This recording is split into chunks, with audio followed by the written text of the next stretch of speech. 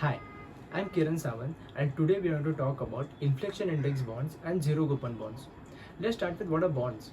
Bonds are debt instruments issued for a period of more than 1 year with the purpose of raising capital by borrowing. They're issued by banks, corporates, and by governments. Two common types of bonds are inflation index bonds and zero coupon bonds. With the rising price and inflation concerns, many of us are worried about the future value of our investment.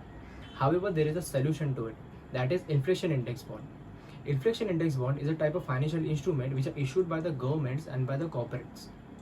These bonds are designed to help investors protect their investment against inflation. Think of it as a shield against inflation. Let's say for an example, you purchase a $1,000 inflation index bond with an annual interest rate of 2%. However, after some time, if the inflation rate increases by 5%, your bond value will be adjusted accordingly to it.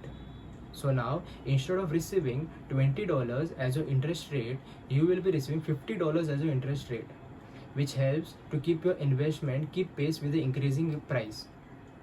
Now moving on to the zero coupon bonds. Zero coupon bonds are a type of financial instrument which are different from other traditional bonds. Unlike regular bonds which pay out periodic interest payment, zero coupon bond does not make any regular interest payment.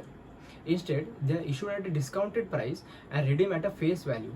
Let's say for an example, you purchase a $1,000 zero coupon bond at $800, which means you have purchased a bond at a discounted price. After maturity, you will receive the full face value of the bond. Effectively, you are earning a profit of $200, which is the difference between the price at which you bought and the full face value of the bond. So in conclusion, I would say that think of inflation index bond as a shield against inflation and zero coupon bond as a steady investment which rewards an investor with a lump sum amount after maturity. Thank you.